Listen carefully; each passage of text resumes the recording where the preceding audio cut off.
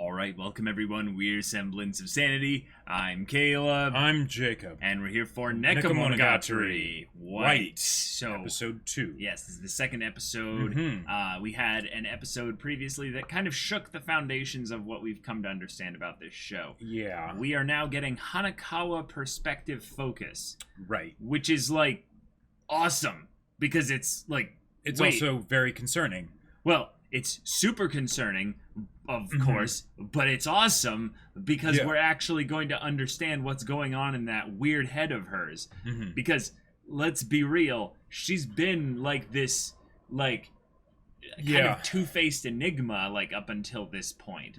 And in a lot of ways, it's kind of, like you said, concerning. Hopefully that we're she getting comes this to now. understand her, too. Because I feel like she doesn't even really understand where she's at. And that's why what Senjigahara said to her the previous episode is so important. And hopefully we get some more of that this episode, because that was amazing. Yeah, so we've got a tiger, Mm-hmm. and it's haunting Hanakawa here. And there was a weird convergence of a few events. One, Hanakawa's house getting burned down. Which totally wasn't her. Yeah, totally wasn't her. Yeah. She ends up having a gap in her memory, goes to sleep at the abandoned school. Yep. Yeah, this all sounds very unconnected, all very disconnected from things. Yeah. Hachikuji had a little talk with Hanakawa. Yes. And there were some interesting things seemingly foreshadowed there. But then Senjigahara is the best friend ever. Yeah. And just aggressively says, no, you're staying with me because, you're obviously not doing well. So, yeah, we're going to stay together and shower together. And, and we're going to be vulnerable with each other. Yeah, and what that leads to? Will that lead to Hanakawa reciprocating? Probably. Will it be something where she's honest, though? Hopefully. With herself? Well... Ideally? Yeah, I don't think there's actually any hope, really, at this point for Hanakawa to solve these problems herself entirely until she lets the problems all bubble up to the surface. It's this great thing where at the same time, on the one hand, she needs a helping hand, right? Because with where she's at, she kind of can't get out on her own. And at the same time, she is the only one down probably on her own. Well, yeah. And at the same time, she's kind of the only one who can get herself out because it's her problem, right? She needs to solve it, but she needs help. Yeah. So, yeah. Next episode, y'all. Without further ado, let's get into it. All right, everyone. We're going to be starting the episode in 5, 4, 3, 2, 1, now.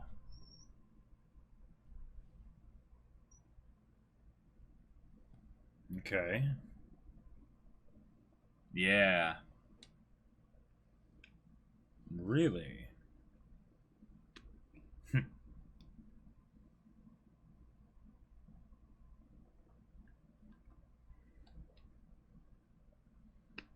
Okay.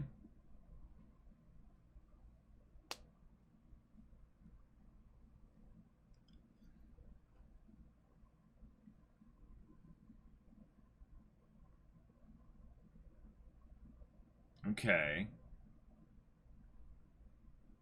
Huh. Wow.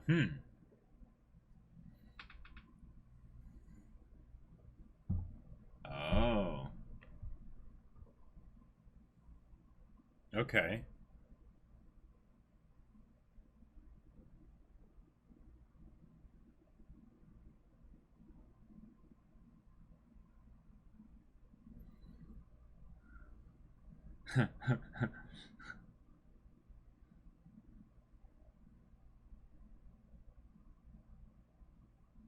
Okay.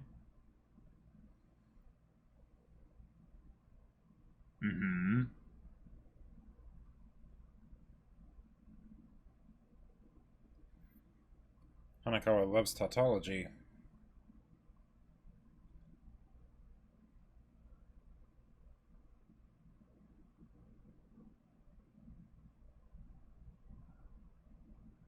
Okay. She does seem to know quite a lot, and she knows she's going to be talking about it later. Mm-hmm.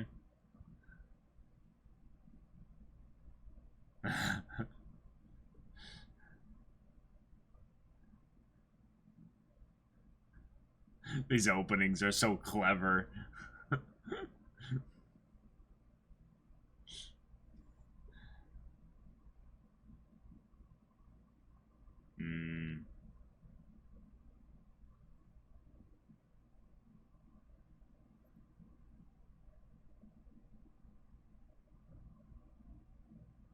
I'm really torn whether I like this one or the Neko Black opening more.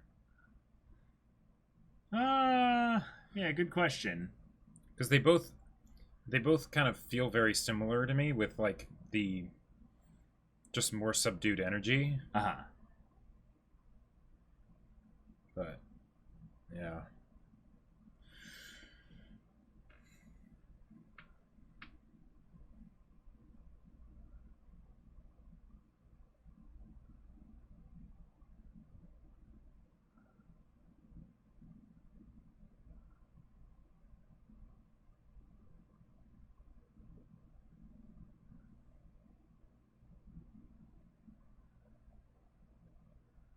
All right. Part 2. Go. Oh, dang. Boy. And it's jittering and stuff. Okay, so that's She her needs her blinking. glasses, yeah. Yeah.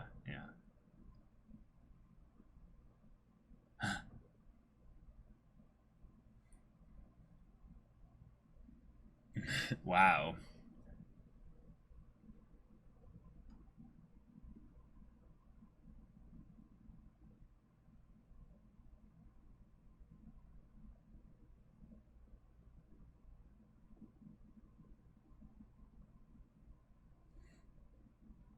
Okay.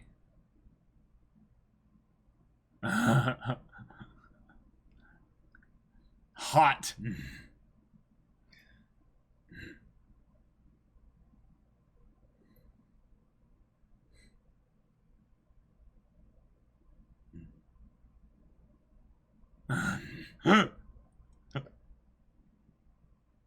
Yeah.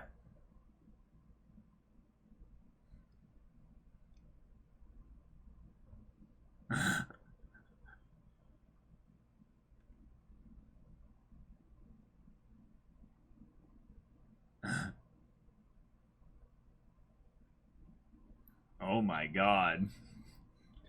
Okay.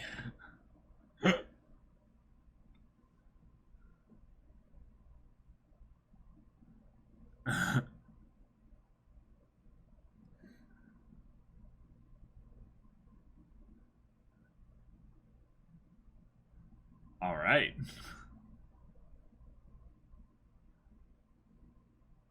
Huh?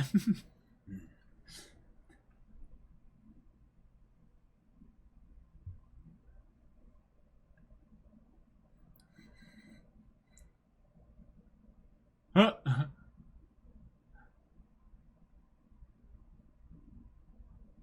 Awful.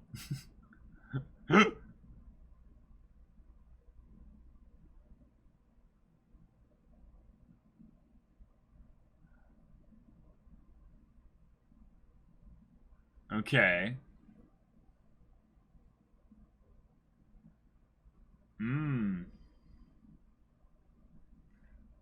Interesting. Less of a hassle.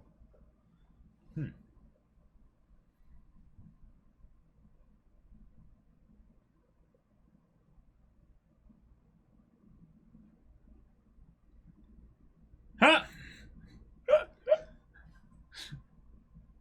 Yep.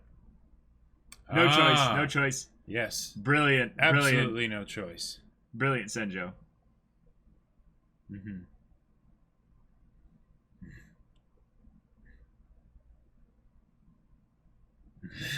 In that face. Yes. Yes.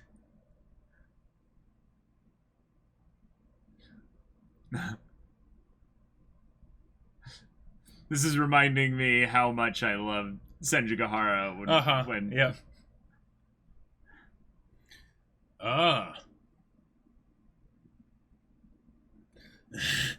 Right. Very clear.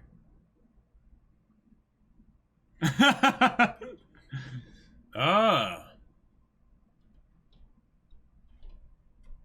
Oh my god. Yeah. Wow.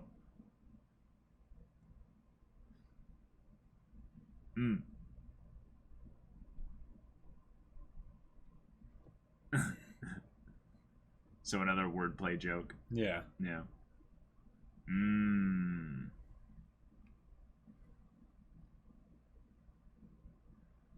Wow. Oh my gosh.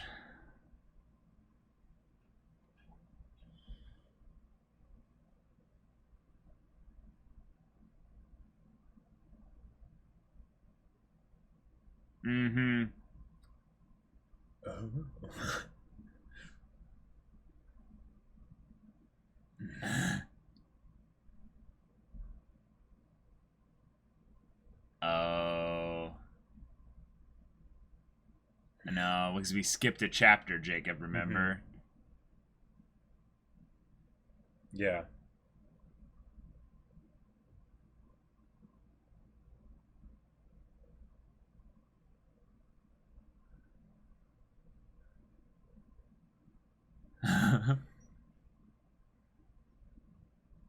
Oh. So good. So good.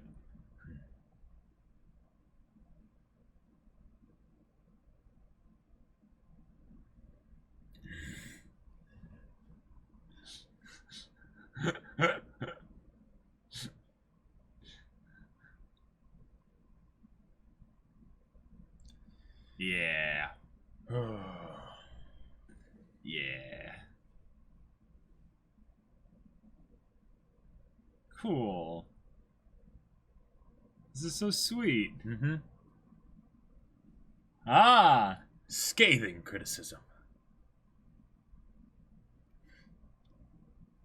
Or maybe it's just Hanakawa's, putting up appearances again to be nice, Huh! Saw that coming. Yeah.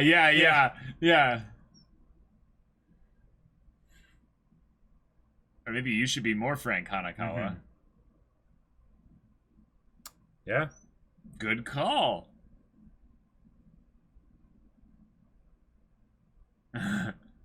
Wow.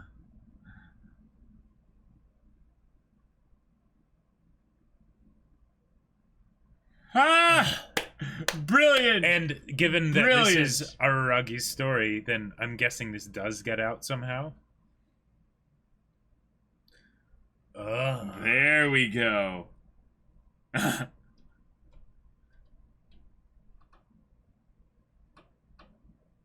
future.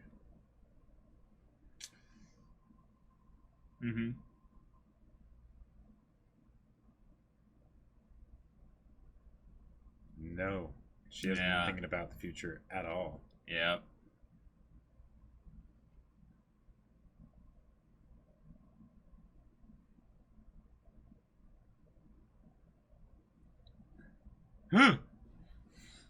So we need to think about your future.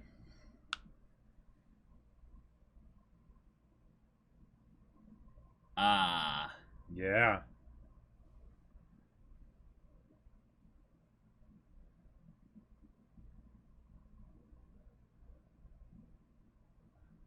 Or does it not?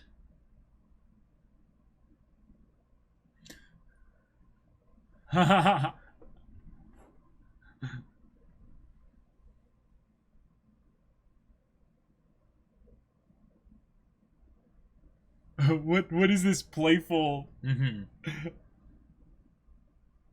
Yeah.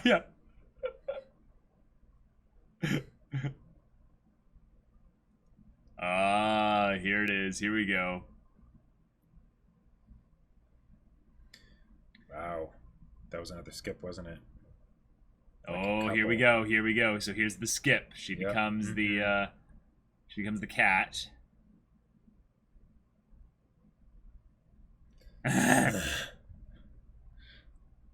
Yep. Yep. Makes sense. Right. Yep. Mm-hmm.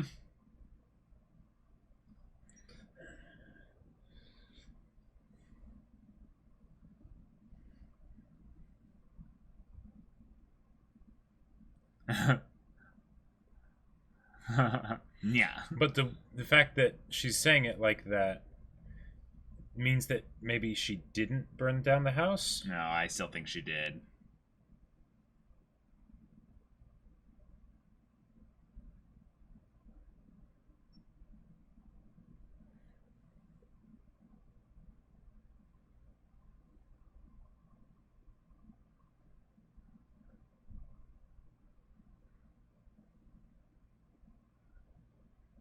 There what is?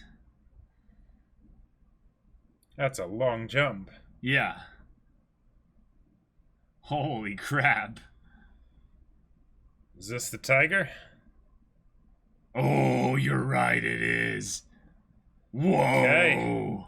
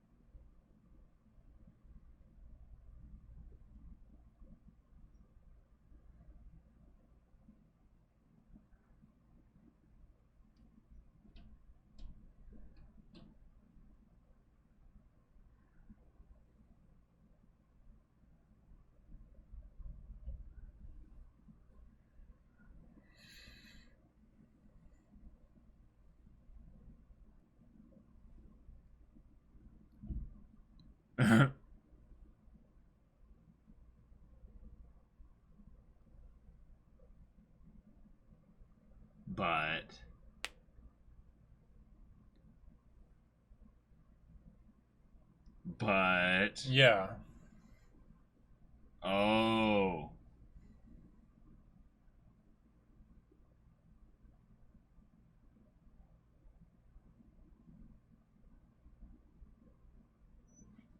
Oh. So the tiger did it?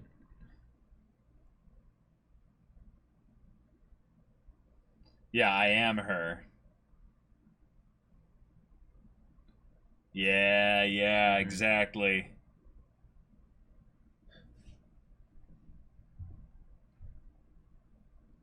Or more like a human aberration.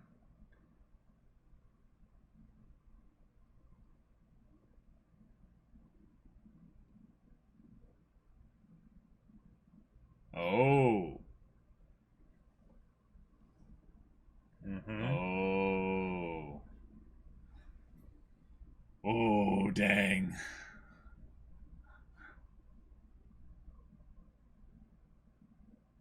She's like, crap, I'm out. She leapt on the cloud.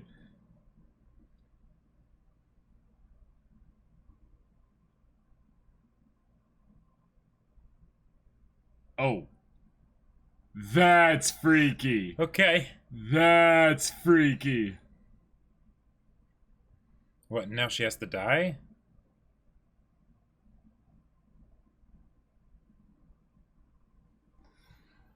Okay. I'm genuinely worried now, not for Hanakawa, but for Senjo. It caught you. Yeah.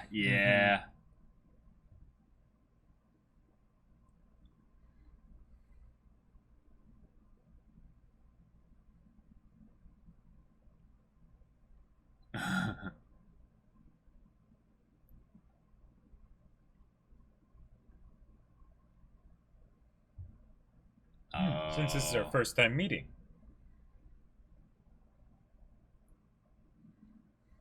And is this why Senjugahara slept so well? Potentially. Although if this is their first time meeting...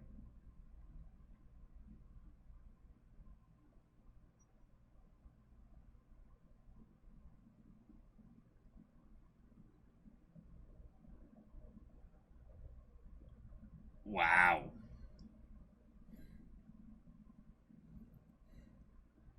Whoa. Okay. We skipped 3? Well, right, because now Hanakawa's waking up and...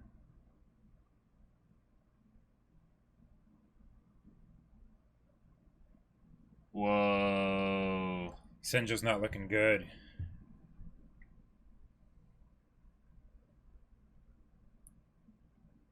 Her hand looks a lot more limp. Uh-huh. Huh. Huh. Huh. Yeah, really tired.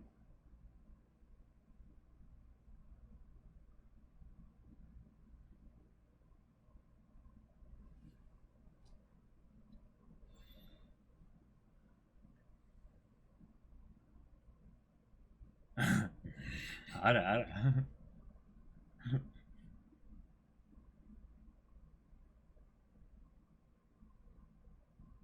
Oh. We need to talk.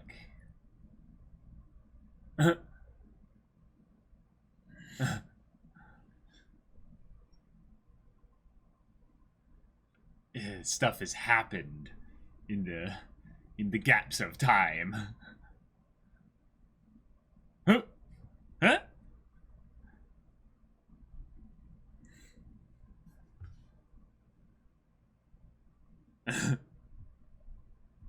Wait. Pepper. Pepper is best. Keep it simple.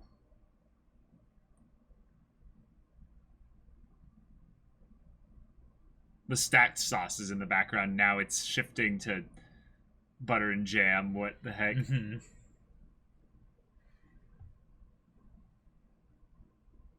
Now they're gone.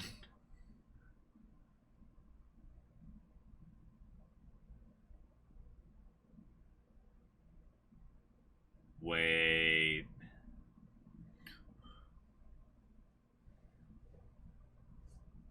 MyAnimeList.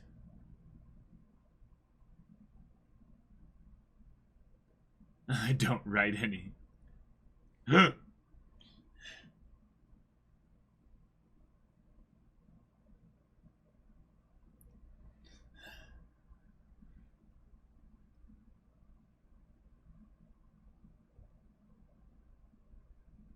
But what if it's that Hanakawa's, she's changed,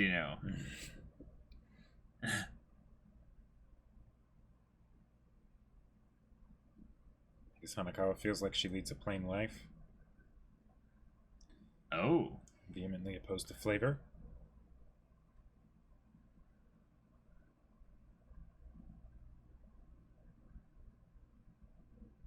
Yeah. Oh my god. Yeah, you're right. You're right, Senjo. Wow, the cat's out of the bag indeed. Ha! Ha ha! Oh my gosh. Wow. Mm-hmm. Yeah, I don't She think... doesn't let herself want anything, maybe? Well... Or... Well... Yeah, I'll get into it in the discussion. Yeah, there. Mm-hmm. Right. It's the idea of enjoying the food versus just consuming for the sake of, I wouldn't be surprised if we found out that Hanakawa doesn't even celebrate her birthday or anything like that. Right.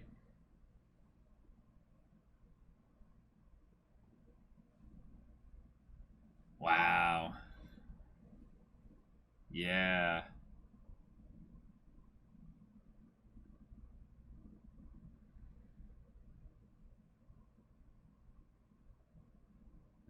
Shutterproofs the sunshine. Ooh, dang.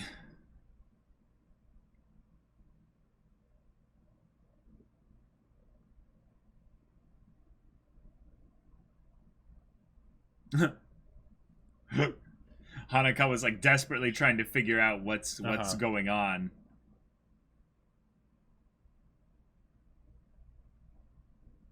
Yeah, that. Right. Dang. Yep. Just nothing. Senjigahara is like driving the point home. Oh. Yeah. Wow.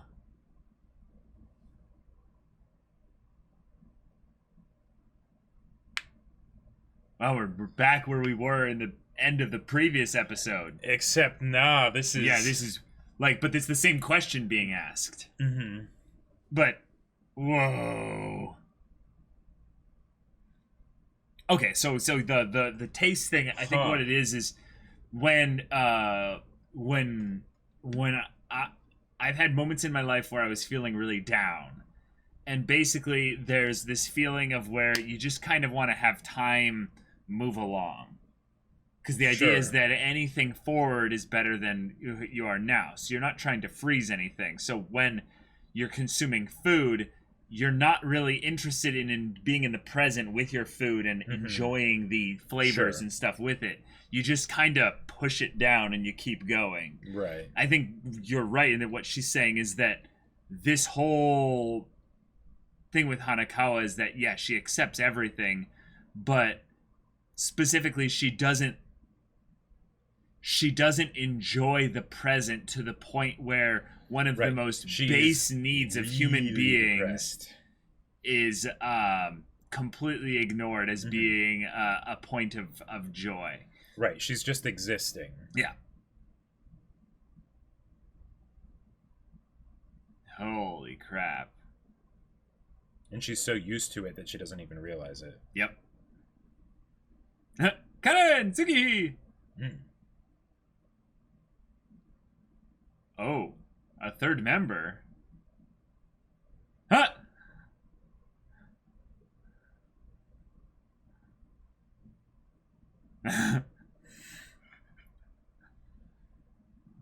Yes.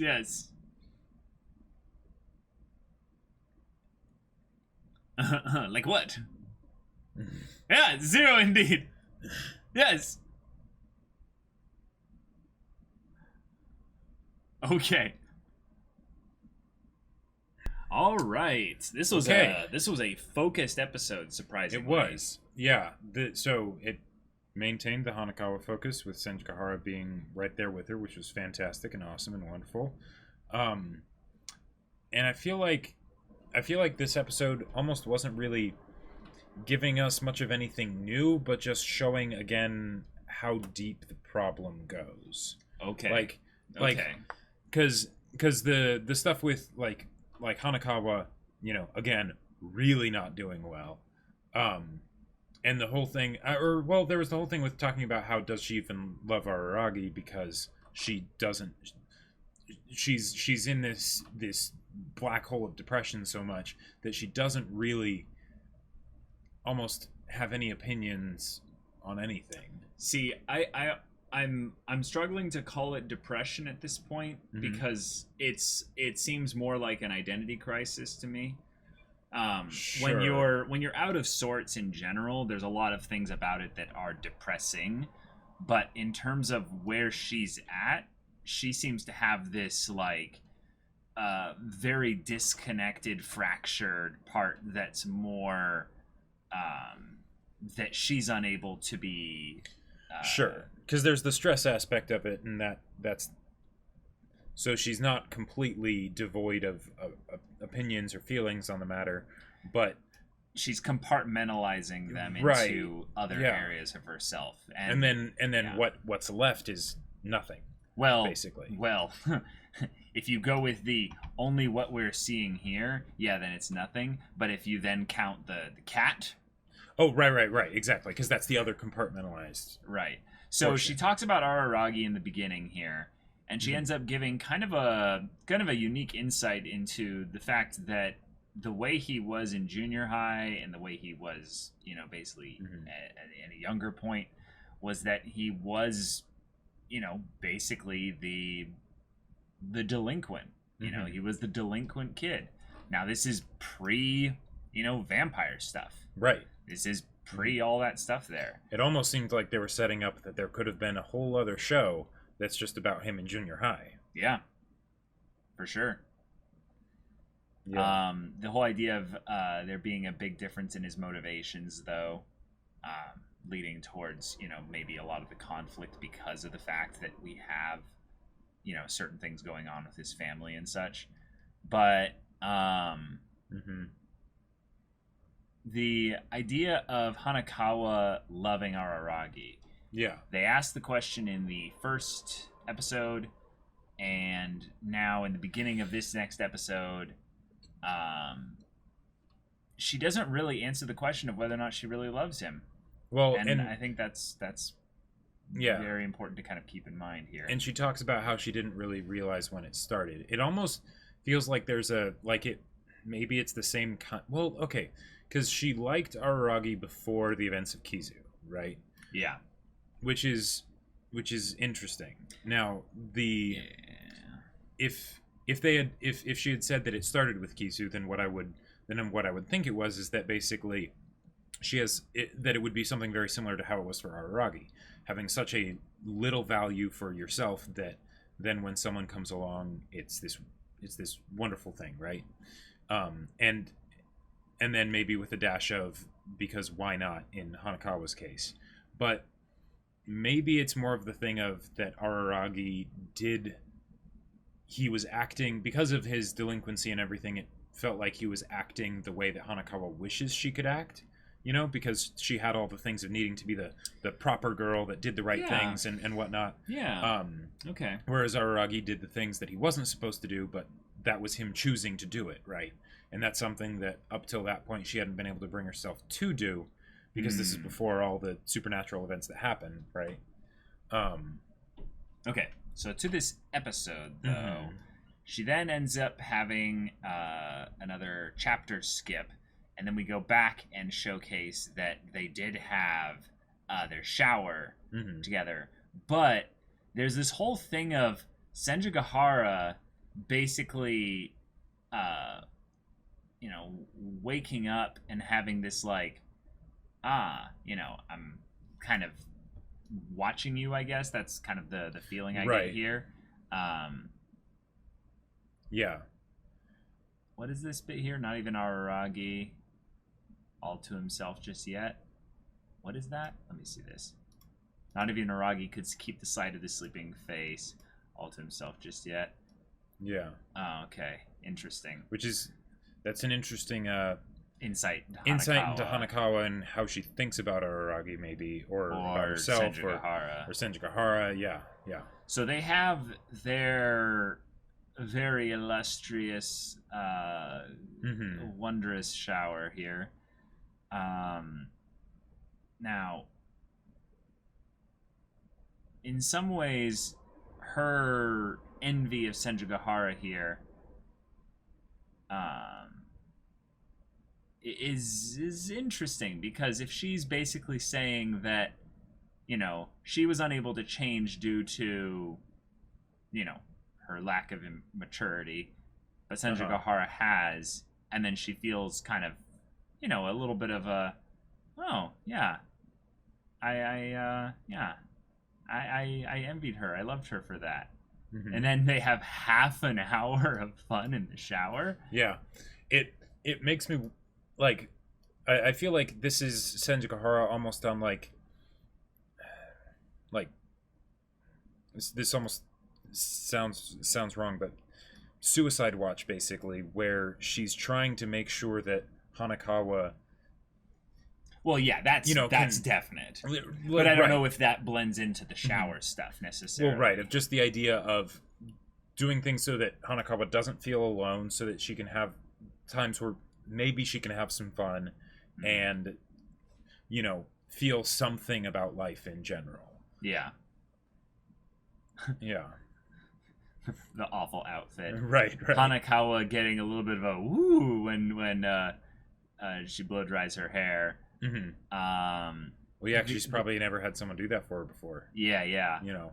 Then they have this whole talk about, the futon and the futon and stuff, and Senjugahara basically begs her, like, please sleep with me. Right. And I love this because I think this ties perfectly, like you're saying, into the whole Suicide Watch thing, in that Senjugahara is doing everything that she can to make sure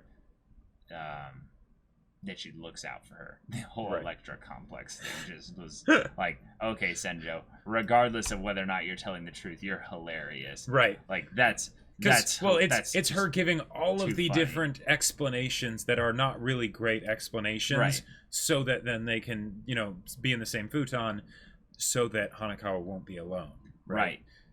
Whether it's, I don't know how I feel about a high school girl sleeping in the futon of a 40-year-old man. That just doesn't seem right. Or, oh yeah, I've got an Electra complex. It would be a bad thing if I was sleeping in his bed. Yeah, the whole sadness of it's been so long since I said good night that it felt like it was my first time. When dealing that with just a rips Roomba, your heart out. You might say good morning, but you'd never say good night. That's just... Man. And the idea, because the first part is like that she hadn't said goodnight in forever, right? Yeah. And then it's like, ouch. Now there's that. And then it's when dealing with a Roomba, you might say good morning, but you never say good night. She says good morning to her Roomba every night, and that's the only thing that she says good morning to. In the morning, she says it. Yeah, but, right. But yeah, I want to bring up something here, though. Every night, though, she is intentionally leaving, and I think she is doing things specifically with her Black Hanakawa cat form in order to make sure that Senjugahara does stay asleep, because the whole I'm a light sleeper thing. Then she has the whole good night thing here. I caught this, but I didn't see exactly what it was. See the let's climb the stairs quietly in the background. Oh, interesting. At 7 minutes and 30 seconds into the episode. This is basically the point where I got kind of the clue of, okay, yeah, she's obviously leaving intentionally. Right. It's not a thing of where she's doing it, accidentally.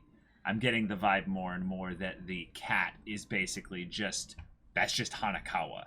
Like, the whole thing of what we've got here just seems to be Hanakawa's whole I have nothing, I don't taste anything, I don't accept I accept everything. That's her basically being the most, facetious and, false she can be. And then out there, she's actually, like, being able to live because she's just acting based on impulse. Well, and also, it could be something where she's leaving this environment because because this warmth that she's getting from Senjugahara is something that she's not familiar with, and therefore it's uncomfortable. Oh yeah, it's totally a stressful situation, but it's something where she's still not going to bring the whole cat situation into Senjugahara's deal, because in some ways she can't do whatever she wants in here without feeling more guilt or more stress. Right, because Hanakawa is a martyr when it comes down to it, and she doesn't like to cause trouble for other people and will much rather carry it all herself, even when she shouldn't. Well, her false self does. Right. She doesn't actually. Well, and that's the thing. That's the point. Well, but what I feel like it is with Hanakawa is that she's so used to her false self that she doesn't actually have like a true self, and that this is basically Senjugahara basically giving her the opportunities to develop that true self, right? Yeah. Because right now, when she's not in the Black Hanakawa form, it's like she's just nothing, right? So, because she doesn't have preferences, she doesn't think about anything like that, right? That's not the Black Hanakawa. That's the regular Hanakawa. No, I know. Yeah. Okay. Gotcha. The Black Hanakawa is basically the closest, the only real identity that Hanakawa has at this point. Right. And then here Senjugahara is basically giving her all these options to start to, find her likes and dislikes. Just basically actually be herself, whatever it is that she chooses to have that be. Right. So then we have this bit where it's all like, oh, I never thought we'd wake up in the same futon. It makes it sound like pillow talk, which I think is her basically just prepping to do the, like, pointed conversations. She literally looks at the camera here and goes, I'm high strung, so I usually a light sleeper, but somehow I slept really deeply. Right. Which is something weird happened last night. And then there's the Senjugahara saying, I wonder why. maybe because I had a good pillow, which is like the most not at all what it is thing. And Hanakawa's got this like, oops, guilty, don't notice it was me, because I'm guessing she energy drained her, and that's how they always wake up at the same time. Or Senjigahara is getting more and more tired. Well, since this story is from Hanakawa's perspective, I don't think Hanakawa realized that she turned into Black Hanakawa during the night, right? And that Senjigahara did, and that maybe Senjigahara, I could be wrong, but what I'm guessing is that Senjigahara realizes that. She realizes what a bad situation Hanakawa's in, even if she didn't actually meet the Metal Cat last night. Maybe she woke up and the Metal Cat was already gone.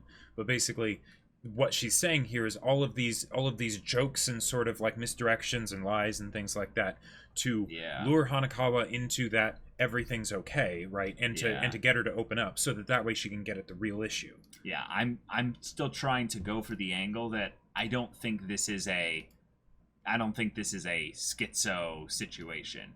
I don't think that she has an alternate, like, she doesn't remember any of it. I think that I think that while it might be yes that the skip chapters things are I have no memory of it. I think she's smart enough to where she knows what's going on. Maybe, but I think the fact Hanakawa's mental state is not exactly good, and after the events during Golden Week, she lost all memories of it. So I would say it's pretty safe to assume that the same thing's happening here. Okay, sure. So then we go into the whole food thing, and there's the whole, it's great, which is not just the, she's putting up the facade. It's also, we find out later, Araragi found her cooking to be kind of lacking. Yeah. Was that she just accepts it all. And I liked that whole segue, and you apparently were on the read of it. Our tastes are pretty similar. Our tastes in food and men, and she's like, "Hey, you're really too frank about things like that." See, this is why I think that there's a lie being perpetuated by Hanakawa here, because when she says too frank about things like that, I think there's a form of comparison, and she goes, "I can't just tell people about those things." Absolutely, Yeah, I just think that's where it came from rather than that's actively something that's happening. Okay. Because I feel like if it was, Senjigahara would be able to be a lot more direct. Yeah. No, we shouldn't, because on the odd chance this leaks out, he'll go on an ego trip. That was a great line. That was wonderful.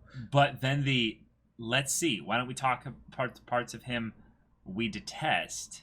Yeah. Now, she says, "I'll take it," and then we skip. Yeah. So... Right. Yep. So, I don't know why they skipped that, but maybe this is because what we're getting here is not maybe truly Hanakawa's perspective. We're getting the parts that end up getting passed along to Araragi. That could definitely be true. Now, I don't think it is that case necessarily, but I think it's a fun idea to entertain. that I think could be a thing here is that that the whole thing of we can't talk about what we like about him, because then then it could go to his head if he ever finds out about it, right? That could all just be another facade for Senjo to basically say, is there anything that you will actually say you don't like about something in this state? Can I actually get you to say that there's something that bothers you, right? And then they time skip from Hanakawa, and if this is from Hanakawa's perspective, then maybe it's that she couldn't actually come up with anything after all. Yeah. Because she couldn't bother to actually think of anything that bothers her, or to say something that bothers her, Right. So then there's the whole thing about thinking about your future and the living situation, which is important that she's actually thinking about her future, because she clearly wasn't, which means she is kind of suicidal. Wow. Then there's the whole thing of Senjigahara becoming slightly more annoying, and then she, transforms. Yep. Or awakens, whatever it is. And the more that I think about it, Hanakawa being a cat is perfect. Not just like, stereotypically I would think, a cat because, anime, cat girls, whatever, right? But if you think about it, cats are some of the most arrogant, proud creatures out there, right? And like in terms of pets that we actually experience, right, exactly. With, yeah, which means they're not that arrogant. Well, I know you're a cat person, but you know, for what cats are I generally actually like cats. That doesn't make me a cat person. Well, but yeah, no, right? Because in this we deal with actual cat people. Right.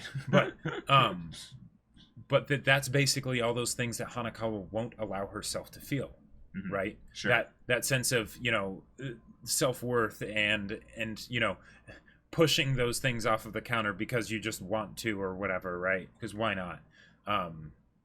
All those things, it makes it such a fitting choice for her particular issue to have it be manifested as a cat. Yeah. Here's something that I found really interesting here is the whole thing of I seem you figured it out, and the burning of the house that you lived in for 15 years caused a catastrophic shock to my Neaster's spirit, or would you call her heart. That's why I'm out. So here's something I find a little bit odd here.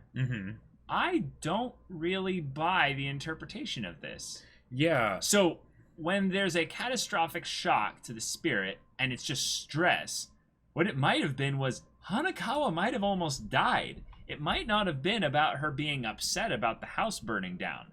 It might just have been about her own survival instincts kicking in and being like, wait, no, I can't actually, do this. And especially if she was suicidal, that could be very confusing to be like, I don't care about myself. Yep. And now suddenly I'm scared about dying. Yeah. Right? When I might have just been previously thinking about offing myself, right? Yeah, so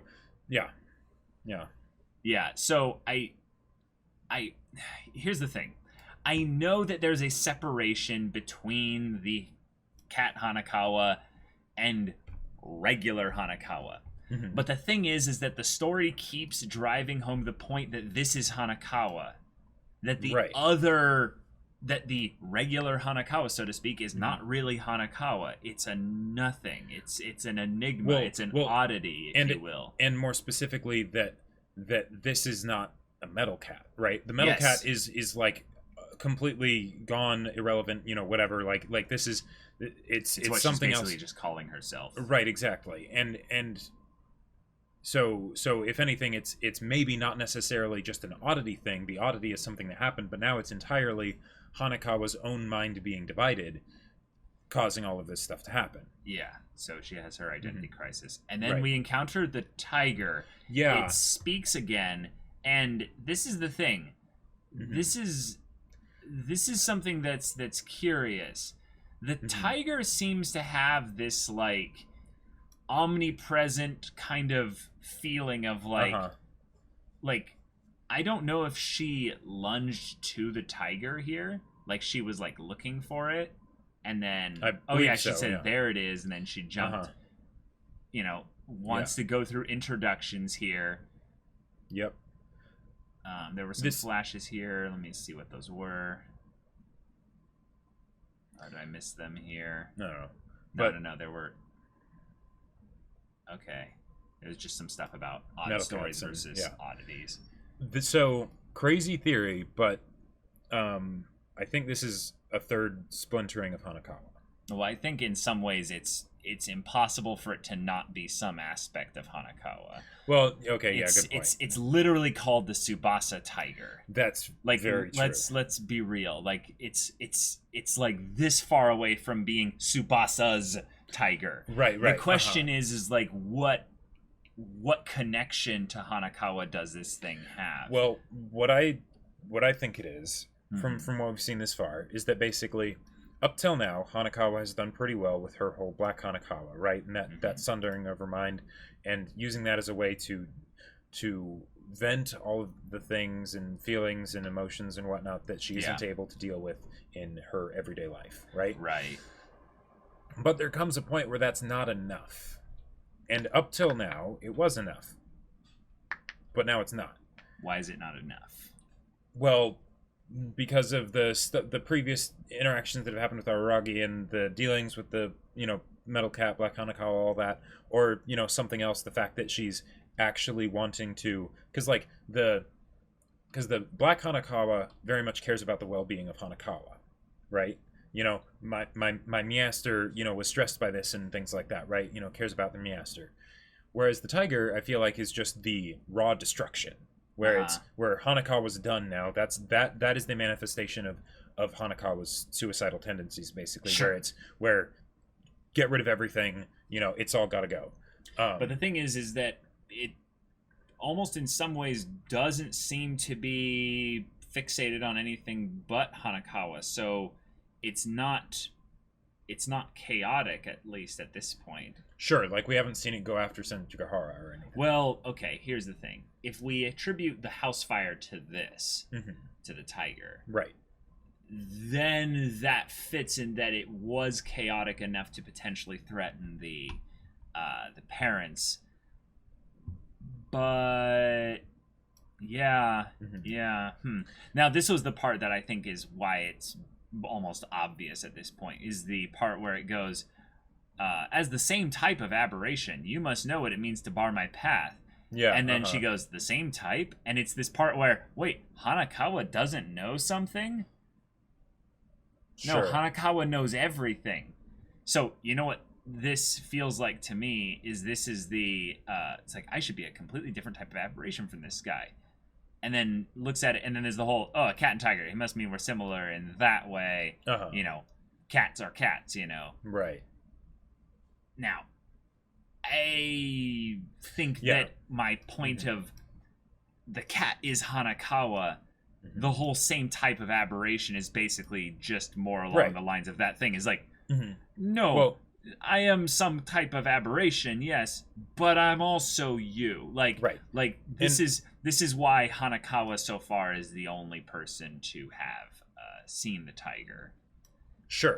But it's only shown up twice, so. And also just from a story perspective, they're focusing on Hanakawa's self-destructive tendencies, right? Yeah. So what this aberration that comes in that doesn't really have any reason for being here from what we've seen so far, right? We don't know what it's about and all that stuff, and the arc is called Tsubasa Tiger. Right. Then probably follows the same pattern of the things that Hanakawa and Senjo have been focusing on. So, yeah.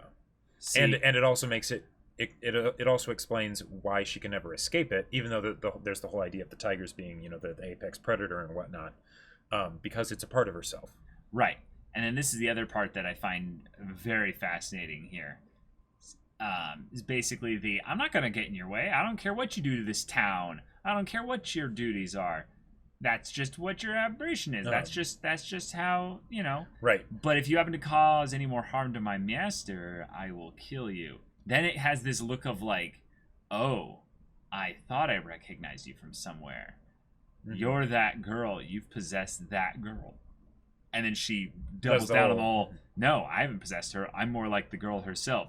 Says, I don't care either way. Now, here's the thing. Is this Hanakawa's last hope, actually? Is that Hanakawa broke, a long time ago. Yep. And then she has been suffering all this time. So the stress born with the connection to the metal cat thing or what have you creates basically the honed aberration of the black Hanakawa cat thing, and that is basically the stress reliever.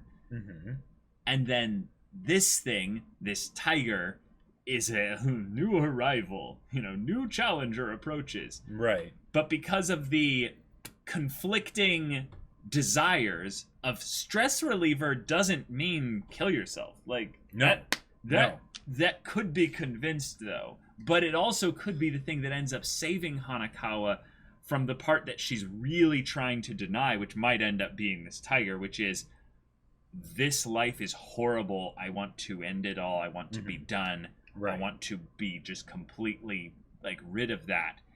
And that part of herself needed something stronger than the cat, really. Right.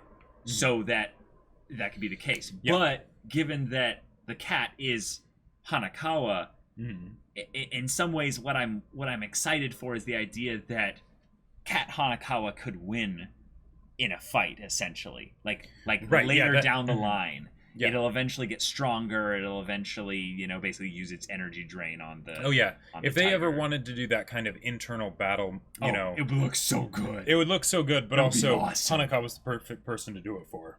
Sure. There really is no one better. Yeah. Yeah. Oh, this is the other part that I found interesting. Now, I have to double check here, but I'm pretty sure, yes, this is the tiger speaking. However, aberrations like you know best, which is like, Hanakawa, I know what you know, right? Yeah. But it says, you can't hold back the traits of aberrations. The problem lies in those that can see them. Which is literally just saying, Hanakawa, yeah, you're the one with the problem here. And then there's this look of, like, the eyes and, like, no thinking. Just like, yeah. Yeah. And then the one you call your master saw me, that's all that matters.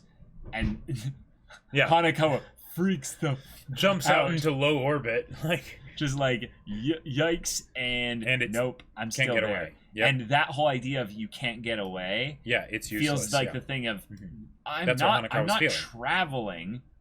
I'm just like a projection of you. Like this is something that it's going to be right near you there. And I have already started acting thing there. Yep. And then she comes back home to Senjugahara. Yeah. And Senjugahara is like, yeah. And what I love here is that Senjugahara is not at all chiding her. Right. It's just, remember to wipe your feet, and did you think that I wouldn't wake up? Like I told you, I'm a light sleeper. Basically saying you should just be honest with me. Right. But, and in some ways she's also saying I can bear a little bit of your stress, Hanakawa. Right. You can trust me. Yeah. But that whole take bit my of energy. Yeah. That whole bit of take good care of Hanakawa-san for me. Yep. That hurts because it's like Senjugahara realizing she can't really do anything. Yeah, and it's wonderful. She can plead to this creature to actual Hanakawa. And please take good care of yourself. And since Black Hanakawa is basically just another form of Hanakawa, it's basically saying take care of yourself. That's what I just said. Oh, yeah. But yeah, exactly. And then the 3 whole chapters skipped now. And then there's the waking up at 6 a.m. and then Senjugahara looks tired. Yep. And getting the vibe that she's basically suffering a little bit throughout this whole thing. And she gives all the excuses of, I just go on jogs early in the morning, et cetera, et cetera. So do you think the cat is energy draining Hanakawa? Energy draining Senjugahara. Beyond the handshake? No, beyond the handshake, yeah. I don't think so. Okay. I wouldn't be surprised if that ends up happening. Okay. Yeah. And then we have the hilarious little interrogation of your tastes. With the very roundabout method of getting there, but like, do you see how cool this is? This is someone who basically decided, I'm going to have a writing style for a character where they extrapolate data from little slips of, little Freudian slips and little things that people say, little idiosyncrasies that they give there, and she just observes them all. That's her gift. Well, it's like, oh, that's so cool. And more so than that, because I feel like people do that all the time. We just aren't necessarily aware that we're doing it, right? And that's why body language and, like tone of voice and things like that. Right, but this is active. Right. Yeah, right. That's what I'm saying. Yeah. That it's something that's done consciously, and then she uses that to specifically address the person and get to deeper matters. Whereas a lot of people, they'll just be like, "Oh, I guess that's how it is for this person," right? But because of Senjugahara's personality and confidence and bluntness in a lot of ways, she'll use that, and she'll use it in a very mechanical fashion. Right, and that's what I basically said. But the idea that she was written to have this systematic, I would say, dissection of a person based on interactions and stuff like this, kind of shows in some ways why she would find Araragi kind of fun to talk with. Oh, sure, yeah. Because she could dissect him for days. And there's all kinds of weird idiosyncrasies and stuff going on in there. Oh, yeah. But then with this one, we get this vibe that Hanakawa slowly over the course of the episode is getting more and more annoyed with Senjugahara. That's why I think, again, she's energy draining her in a kind of a thing of, you're a source of stress, Nya, you know? And, yeah, well, I love the line that Senjugahara says where she's talking about how the truth is usually communicated in those little slip-ups. Yes. Yeah. Yeah, where is that? This almost feels like a lawyer like briefing somebody and starting out with like really casual, you know, just whatever. Oh, how are you doing? Blah blah blah blah. And then they start asking things and getting little answers, and then they're like, so based on that answer, and then they ask a slightly more piercing question. Then it keeps going and keeps going. Right. And then eventually it's just like, how did we get here? Yeah. Like when did the topic of conversation change like this? Yeah, and in some ways it's devious of Senjugahara to do this, but it's also showcasing how aggressively she cares that Hanakawa be okay. But then when she drives home I don't even know if you can tell me that you're in love with Araragi. Yep. We are back to the end of the first episode, and we have to have you answer this question honestly, Hanakawa. Right. So, I'm worried for Senjo. For Senjo? Yeah. Yeah. No, she's gonna be fine. Yeah. Nah. Yeah. Hanakawa. Yeah, Hanakawa is moving towards, I would say, something where she will be pressured to make an important decision that I think she's going to mess up the decision. She's going to choose the wrong thing. And I feel like people around her will get hurt because of it. I feel like, though, if she actively chooses pretty much anything, that's good. Because I feel like I see what you're saying. Because I feel like her big problem right now is that she's so detached. Like I almost feel like she doesn't even care enough about herself to be suicidal. Like that basically she's in her mind she's already dead. Because in her mind she's nothing, right? And that's why she doesn't have preferences. That's why she doesn't have any of this stuff. Yeah. And maybe that's just because she splintered all that stuff off to the other section of her mind. So then all that's left is this. Right. But that if Senjugahara is able to really rile Hanakawa up, that's good. Because it's that whole importance of having something that you detest as well as something you love. Yeah. Yeah. Okay. Well, episode 2 down. Yep. And this is weird, y'all, because I feel like in some ways with the foreshadowing going here, they're really wanting us to know what's being foreshadowed here. Yeah. And yet I'm like, well, wait, what else is there then? I guess just we'll have to wait and see for that. So, y'all, thank you so much for watching this episode's reaction and discussion. If you want to see the next episode's reaction and discussion right now, go check out the link in the description below for our Patreon. You can get on early access there, and any level support gets you access to our Discord, where you can chat with us or about these stories, about anime in general. You can get involved with the community. We've got events and stuff going on there. You can talk with them about Monogatari and stuff. You can also talk with Jacob about his book. Yes, my sci-fi novel Battle Lines is still available for order on Amazon. The link is in the description below, so go check it out, leave a review, let people know what you think. Yeah, so if any of that interests you, we'll see you there. But until then, we're Semblance of Sanity. I'm Caleb. I'm Jacob. And we'll see you all next time.